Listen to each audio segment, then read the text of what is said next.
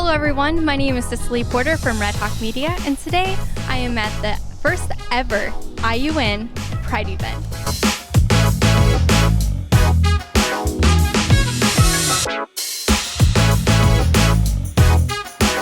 Right, let's state your names and what your majors were. I'm Alex, and my major was psychology. I'm Richie, my major was also psychology. All right. So my first question, we're all here at the Pride event. Pride for me means a lot because I am on the spectrum. A lot of my family is also on the spectrum, and what it means for me is to fight for our continued equality, especially post-Roe. We don't know what the future holds for our own privacy, for our own lives, for our own identities. I don't know if I will legally be allowed to exist as a person, so more than ever, this is important to me. Yes, I agree, especially with what's going on right now in the U.S. We need to make sure we support everybody, and love is love, and we just have to make sure everybody has their rights. So this is for equality and showing our support. Wow, those are just perfect answers. Could not answer better myself. Have you guys been to any other events to celebrate Pride Month? This year, no, but I've been to Chicago Pride and I got to go to Indy Pride, and they were both wonderful experiences. Which one was your favorite? Oh man, don't do this to me. Probably Chicago Pride. Yeah. This is my first. Yeah. This is my first as well, so I'm super excited. And then last but not least, do you guys have a favorite Pride song? Pride song. I feel like a lot of people are going to hate me for this, but I Kissed a Girl by Katy Perry. Oh, yes, the classic. The only one I'm thinking of is the Taylor Swift one with Me, I think. Or it's called Me with Brendan Urie. Oh, really? Oh, I think I know which one. Yeah. Okay, probably that one. All right, well, thank you guys so much, and hope you enjoy the event.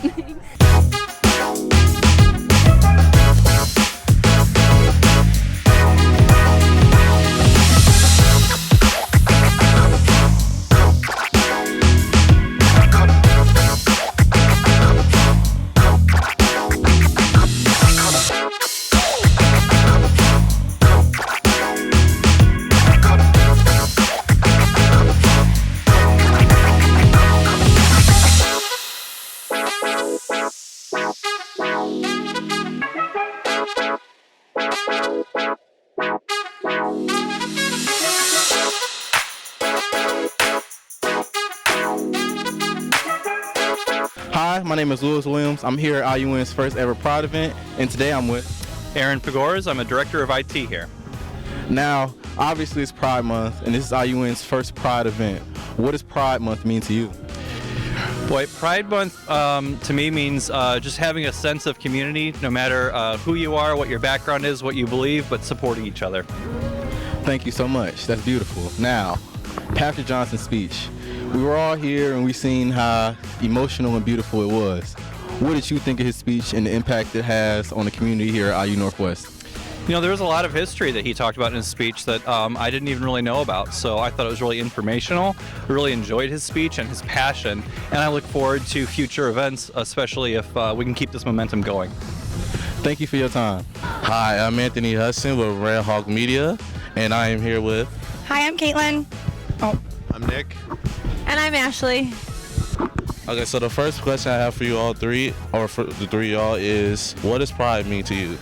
Nick. That means him. Nick. It means Nick. Love, peace, and everyone just love everybody. Yeah. Love is love. Love is love. Yeah. Yes. I would say pride means Nick to me because he's my number one gay best friend. And he's literally been my best friend forever, so I'm here for you. Okay, so the next question I have is what type of organizations do you support with pride and LGBTQ plus communities? I think that's one for you, Nick. Yeah. What kind of organization do you support? It's like a loaded question. Yeah, Man, it's like a thinking one. Yeah, that is a really thinking one. I mean, I try and support, if I see other than Pride Month, I would probably support them more instead of just the businesses or companies that have it only during the month of July or June and during Pride Month. Gotcha. Your small mom and pops around the neighborhood that always have the flag going every year. That's who you will support. Make sure you give them your business. And the final question I have is, what type of advice do you have to the youth in the community? What type of advice do you have to them that you like to give? Don't hold back, and definitely always be yourself and love yourself no matter what. Even if people are gonna think of you differently, no matter what, you're a still regular person just like all of us. Don't be afraid to come out. You might get reactions that you didn't expect. You're in your head thinking that it's gonna be the worst, but when I came out, it was a whole group of support that I never expected. Yeah. So definitely, don't hold back. Be yourself. Be your true self. Definitely. Mine's cliche because it's all the same thing. Definitely be yourself because that's the most important thing. Be true to yourself, and everyone, just love everyone, not to judge each other, and don't worry about what someone else is doing, or walk a mile in their shoes. You have no idea what that person has going on or what anyone has going on. So just always try to be a good person, a helping hand, and love everybody. That's what it comes down to, I think. All right.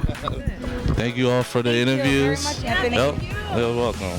And peace. And today I'm with Ken Iwama, the Chancellor for IU Northwest. I'm so happy to be here.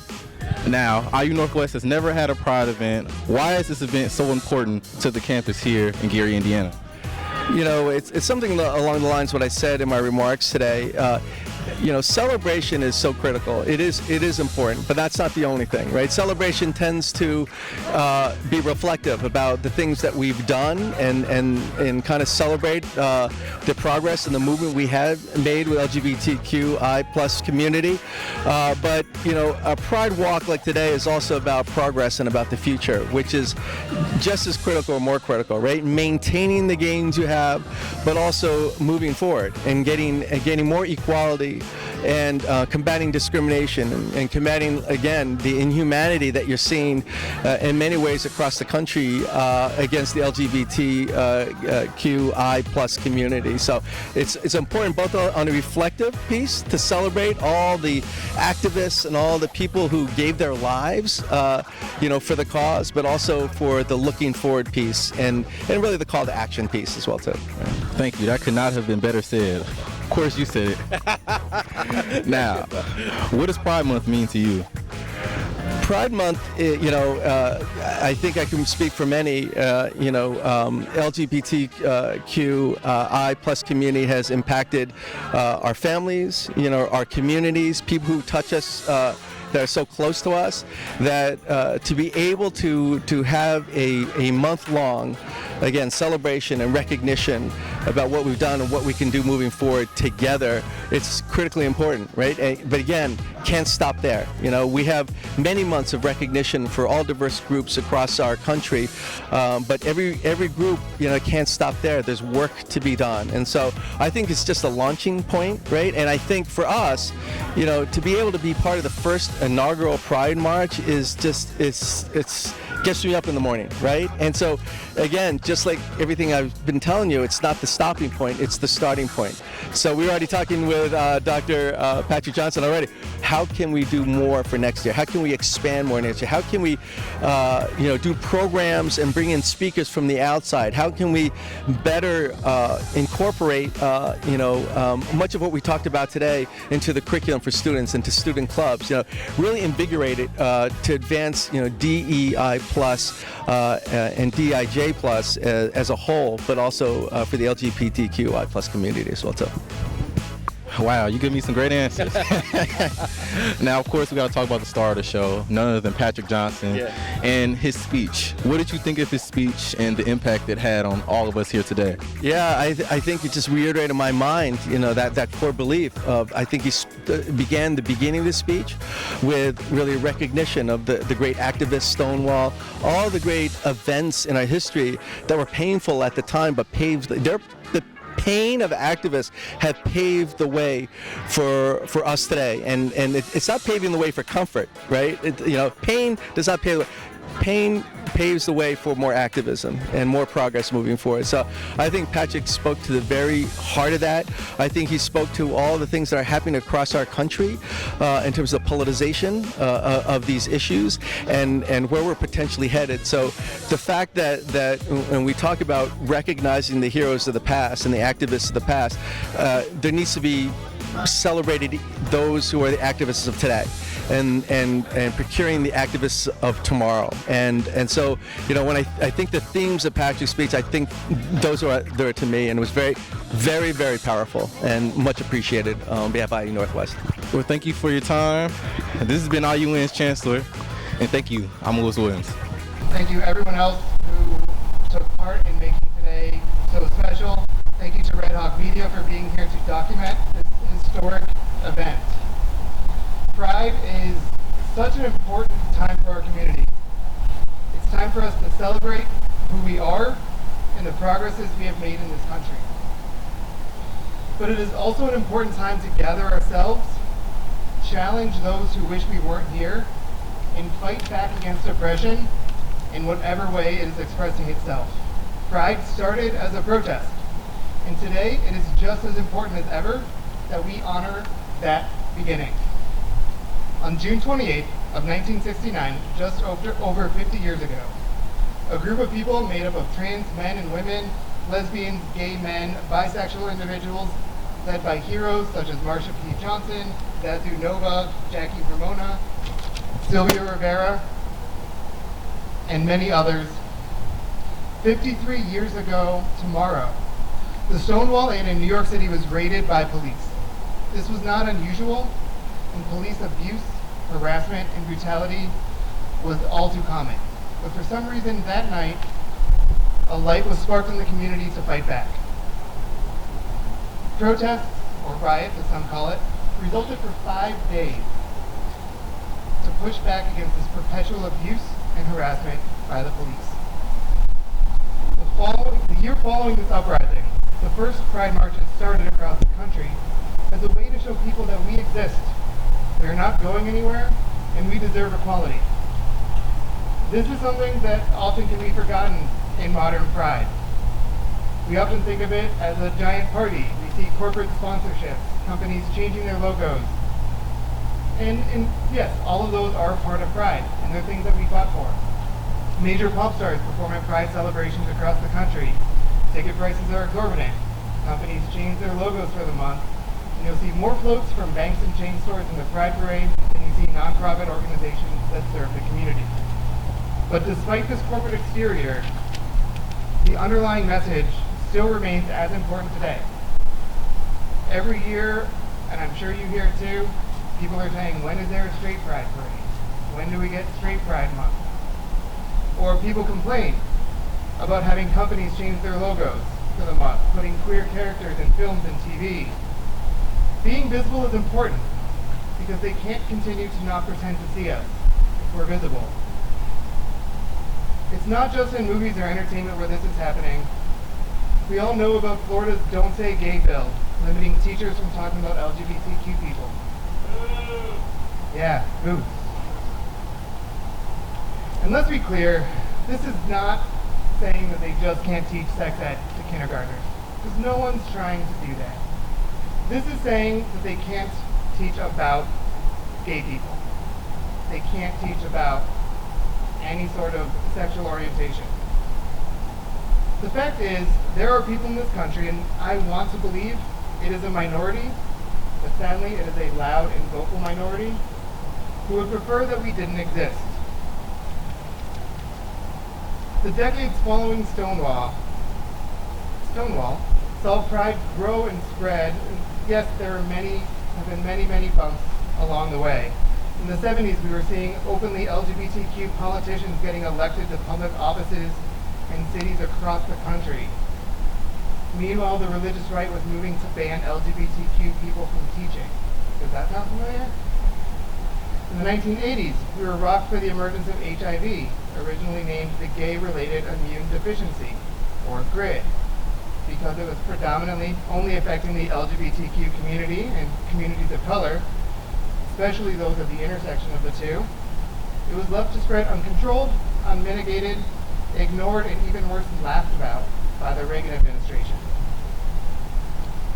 They continued for many years to ignore the pandemic that was happening before action was finally taking place.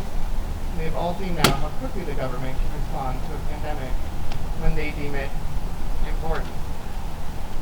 It was through organizing that the LGBTQ community brought visibility to this issue, 8 school demonstrations, staging dead-end places, leading to nationwide protests throughout the country to disrupt the norm. Instead of just candlelight vigils and pride marches, they were literally going and laying their bodies down in places of commerce, stopping traffic, government organizations to show the toll that this was having on our community. Throughout all of this progress that was made, it was still illegal the entire time to even be gay in many of the United States. It wasn't until 2003, less than 20 years ago, that anti-sodomy laws were finally ruled unconstitutional in the landmark Lawrence v. Texas Supreme Court in a narrow 6-3 ruling. Until this ruling, police, under the suspicion of illegal activities, could obtain warrants and arrest people for what they suspected of doing in the privacy of their own homes.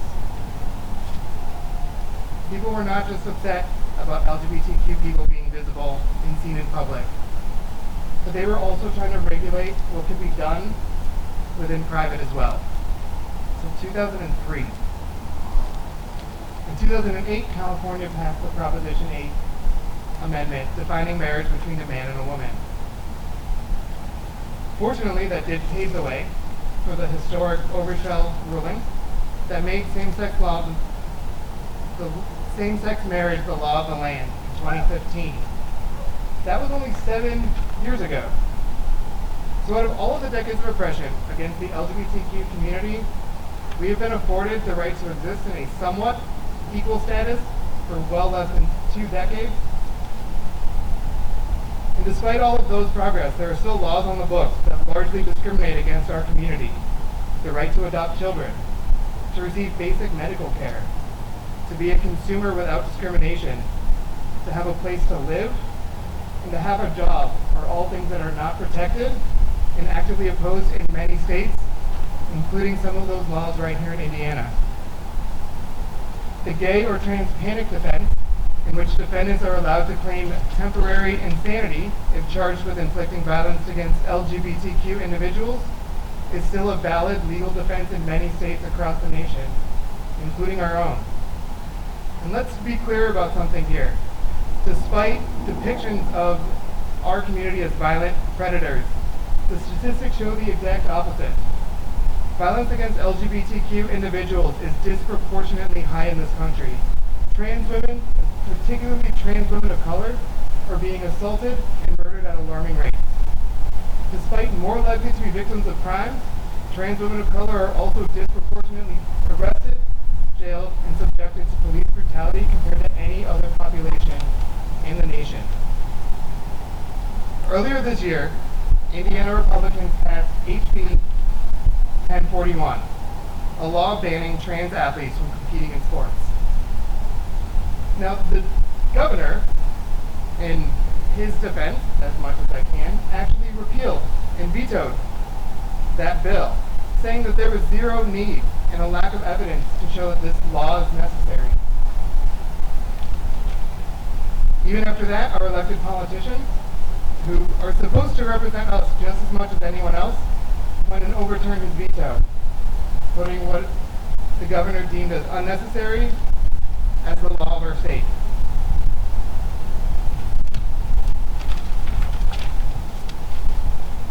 Now, Friday. Last Friday came the day that we dreaded, but we knew was coming for a long time now, and we knew it was coming since 2016. The Supreme Court decided to go against years of tradition to overturn what was considered settled law and reverse Roe v. Wade.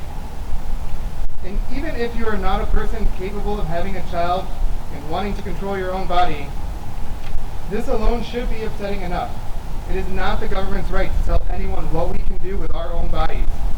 Regardless of personal opinions about abortion rights, The government being able to dictate what anyone does with their own body, and let's be clear, these laws rarely target cis hetero white men.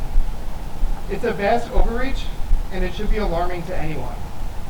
Our legislators are already planning a special session this summer to strip away the autonomy of every single woman in the state. But it's more than just that one decision that was released within that document also. And it's why I started today talking about some of the landmark progress that we have made throughout these most recent decades. In the document that Clarence Thomas wrote, writing for the majority, he stated that other cases of settled law need to be reviewed and overturned. The three cases he cited by name were Lawrence v. Texas, Obergefell v. Hodges, and Griswold versus Connecticut, which was shared access to contraceptives. There are many cases that have been decided by referencing the 14th Amendment throughout the history of the Supreme Court. Yet these three were chosen to specifically highlight by name. One case about reproductive freedom, and two about LGBTQ rights for equal recognition, and let's be honest, to even legally exist. This is not a coincidence, and the intention behind this is clear. It is a roadmap the Supreme Court has laid out to the conservative population of this country to work on rescinding much, if not all, of the progress we have made over these past several decades. And Republicans are acting fast on this ruling. Governor Holcomb here in Indiana, as I said, has already decided to convene a special session to talk about implementing a law related to the new ruling. Don't be surprised if laws discussing criminalizing LGBTQ are also discussed. This is not me being paranoid or reading too much into this. We know this because they're telling us this. Texas Republicans recently unveiled their party platform for 2022, which includes the following statement: treating homosexuality as an abnormal lifestyle choice, language that was not in their platform in either 2018 or 2020. Deeming gender identity disorder a genuine and extremely rare mental health condition, requiring official documents to adhere to biological gender, and allowing civil penalties and monetary compensation to detransitioners who have received gender-affirming surgery, which the platform calls a form of medical malpractice. In our state, in Indiana, we don't have a final Republican platform yet, but in the proposed 2022 platform, the language says, we believe that strong families based on marriage between a man and a woman are the foundation of society. People like to blame Donald Trump or Mitch McConnell or any of the other current prominent figures of the Republican Party. And I'm definitely not saying they're not to blame. But this ruling, these platforms you're seeing, and Thomas's roadmap are not new. They're a result of decades of planning since the 1970s, putting this into work. We are at a pivotal moment here. In only a few months, we are about to have the midterm elections. This is the moment for us to head back to our roots and return pride to what it was, an organizing rally and protest. To stand up and say that we are here, we will be seen, and we will be heard. It can feel overwhelming that we are Sisyphus rolling that boulder up the mountain over and over and over again. And I get it. It can feel like we don't have a voice. But it is so important, more so now than ever, that we stand up tall and make our voices heard. So vote. Get your friends and family to vote. Go out and canvass. Be political in all aspects of your life, because there are no aspects of your life that politics are not trying to control. Now is the time that we fight back and continue fighting for as long as it takes. Be loud, be proud, and be who you authentically are, always. Thank you.